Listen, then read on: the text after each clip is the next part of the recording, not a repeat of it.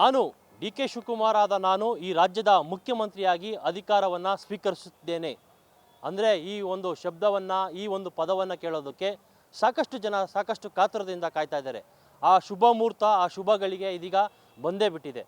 ಏನು D K Shivakumar ಅವರು ಸೋಮವಾರ ಅಥವಾ ಭಾನುವಾರ ಈ ಎರಡು ದಿನದಲ್ಲಿ ಒಂದು ದಿನ ಈ ರಾಜ್ಯದ ಮುಖ್ಯಮಂತ್ರಿಯಾಗಿ ಅಧಿಕಾರವನ್ನು ಸ್ವೀಕರಿಸ್ತಾ ಇದ್ದಾರೆ.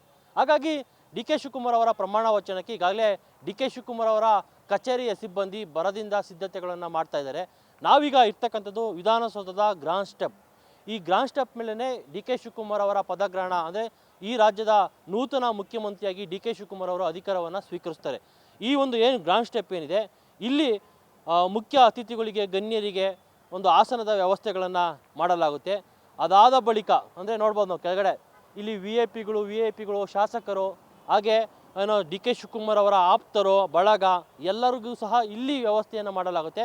ಇದರ ಒಂದು ಪೂರ್ವ ತಯಾರಿಯನ್ನು ಈಗಾಗಲೇ ಈ ಕೆಲವೊಂದಿಷ್ಟು ಅಧಿಕಾರಿಗಳು ಬಂದು ಪರಿಶೀಲನೆಯನ್ನು ಮಾಡ್ತಾ ಇರ್ತಕ್ಕಂಥದ್ದು. ಏನೋ ಆಡಳಿತ ಸುಧಾರಣೆಯ ವಿಭಾಗ ಆಗಿರ್ಬೋದು, ಪೊಲೀಸ್ ಇಲಾಖೆ ಆಗಿರ್ಬೋದು, ಹೀಗೆ ಡಿ ಕೆ ಶಿವಕುಮಾರ್ ಅವರ ಕಚೇರಿಯ ಸಿಬ್ಬಂದಿನೂ ಸಹ ಈ ಒಂದು ಪರಿಶೀಲನೆಯಲ್ಲಿ ತೊಡಗಿರ್ತಕ್ಕಂಥದ್ದು.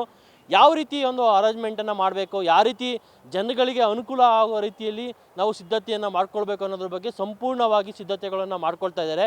ಯಾಕಂದರೆ RCBಯ ದುರಂತ ಏನಾಯಿತೋ ಆ ದುರಂತ ಆದ ಬಳಿಕ ಇಂತಹ ಒಂದು ದೊಡ್ಡ ಮಟ್ಟದ ಕಾರ್ಯಕ್ರಮವನ್ನು ಈ ಒಂದು ಗ್ರಾಂಡ್ ಸ್ಟೆಪ್ ಮುಂದೆ ಮಾಡಿರಲಿಲ್ಲ. ಹೀಗಾಗಿ ಅಂತಹ ಅತಾಚಾರ್ಯಗಳು ಯಾವುದೇ ಕಾರಣಕ್ಕೂ ನಡಿಬಾರ್ದು.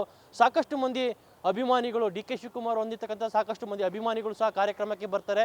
ಜೊತೆಗೆ ಏನೋ ಇದು ಈ ಒಂದು ಬೆಂಗಳೂರು ನಗರ ಭಾಗ ಏನಿದೆ ಸಾಕಷ್ಟು ಒಕ್ಕಲಿಗರು ಪ್ರಾಬಲ್ಯ ಇರ್ತಕ್ಕಂತಹ ನಗರ. ಹೀಗಾಗಿ ಡಿ ಕೆ ಶಿವಕುಮಾರ್ ಅದೇ ಸಮುದಾಯಕ್ಕೆ ಸೇರಿರೋದ್ರಿಂದ ಆ ಒಂದು ಸಮುದಾಯದ ಸಾಕಷ್ಟು ಜನರು ಸಹ ನೆರೆಯುವ ಸಾಧ್ಯತೆಗಳು ಅಧಿಕವಾಗಿದ್ದಾವೆ.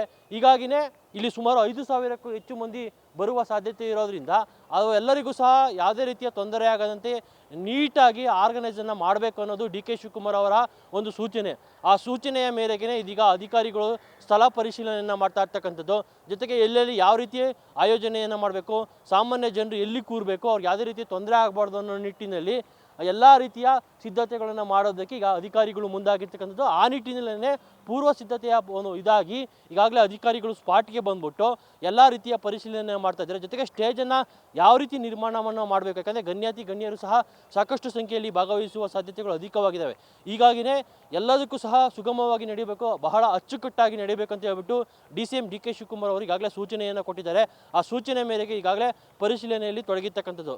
ಕ್ಯಾಮ್ರಾಮನ್ ರಮೇಶ್ ಜೊತೆ Raghavendra V N, power TV, Bengaluru.